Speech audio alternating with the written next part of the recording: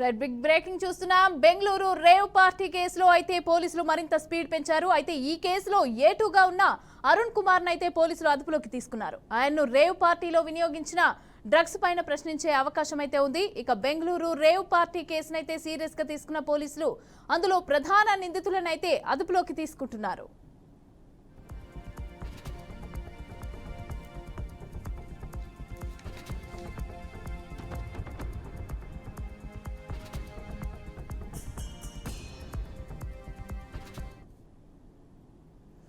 అందులో భాగంగానే మరొక నిందితుడు పూర్ణారెడ్డిని కూడా పోలీసులు అరెస్టు చేసినట్లుగా తెలుస్తోంది. ఇక మంత్రి కాకాని గోవర్ధన్ రెడ్డి కారు స్టిక్కర్ ను వినియోగించిన వ్యక్తిని కూడా గుర్తించారు. ఎమ్మెల్యే స్టిక్కర్ వినియోగించారన్న కారణంతో ఆయన పైన కేసునైతే నమోదు చేశారు. ఆ రోజు పోలీసులు దాడి చేసేటప్పుడు పూర్ణారెడ్డి ఫామ్ హౌస్ నుంచి పరారయ్యాడు. దీంతో ఆయన్ను అదుపులోకి తీసుకొని పోలీసులు ప్రశ్నిస్తున్నట్లుగా తెలుస్తోంది.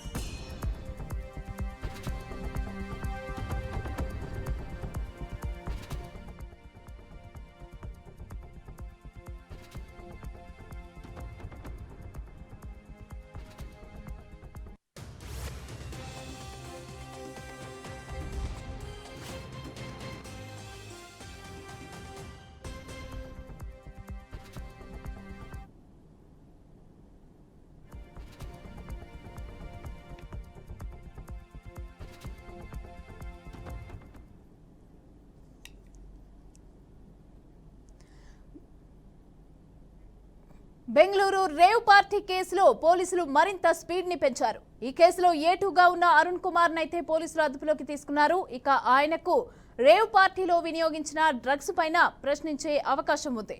బెంగళూరు రేవ్ పార్టీ కేసును సీరియస్ గా తీసుకున్న పోలీసులు అందులో ప్రధాన నిందితులను అదుపులోకి తీసుకుంటున్నారు.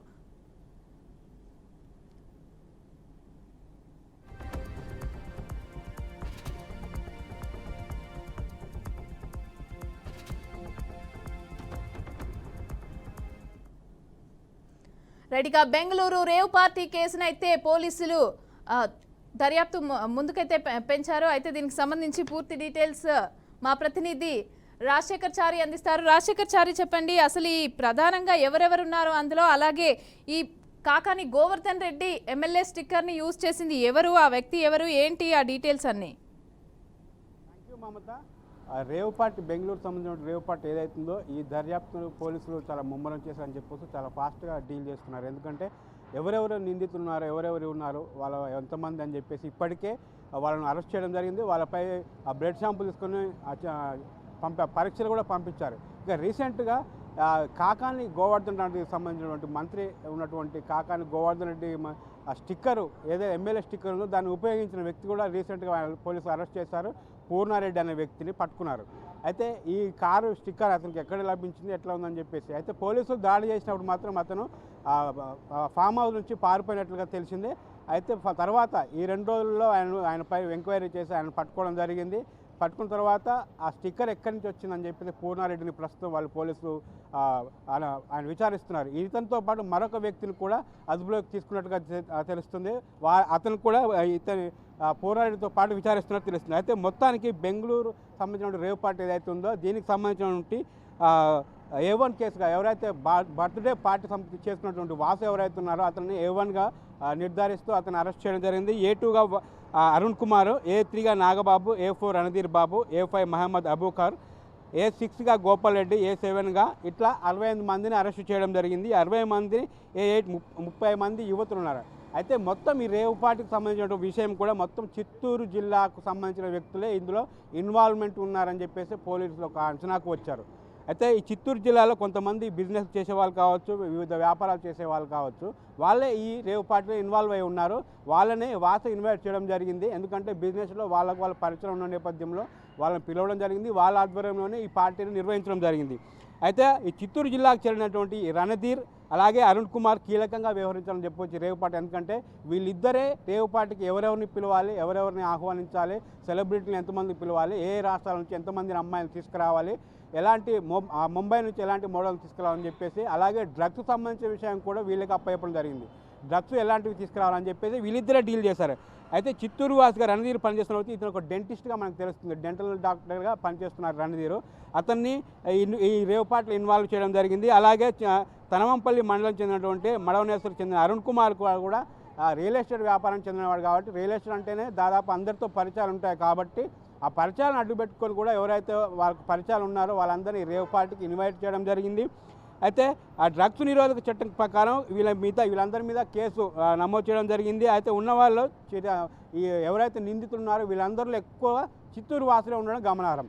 అయితే చిత్తూరు వ్యాప్తంగా కూడా పోలీసులు కాటన్ సర్చ్ చేస్తున్నారు. ఇంకా ఎవరెవరు వీళ్ళు ఇన్వాల్వ్ అయి ఉన్నారు, ఈ రణధీర్ వీళ్ళు ఇంకా ఈ అరుణ్ కుమార్ సంబంధించిన వ్యక్తులు ఇంకా వీళ్ళకి ఎవరికైనా పరిచయాలు ఉన్నాయని చెప్పేసి ఆ కోణంలో కూడా చిత్తూరుకు బెంగళూరు నుంచి పోలీసులు రావడం జరిగింది. అక్కడ కూడా ఎంక్వైరీలు చేస్తున్నారు.